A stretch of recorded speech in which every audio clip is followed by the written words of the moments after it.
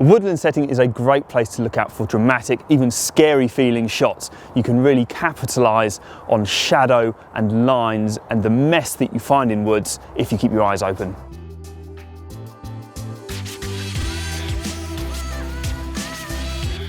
Strong vertical lines that make for arresting photographs.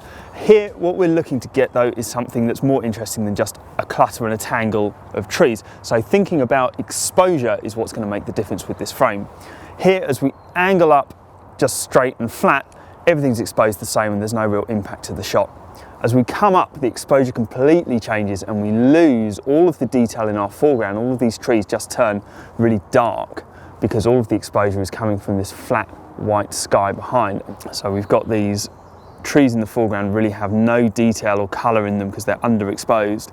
All of the exposure, the brightness in the frame is coming from this very flat sky behind, and it just makes it feel tangled and enclosed, which what we get with this frame is a really moody tangle of trees, a little bit foreboding maybe, which is just what you're looking for when you're photographing in the woods.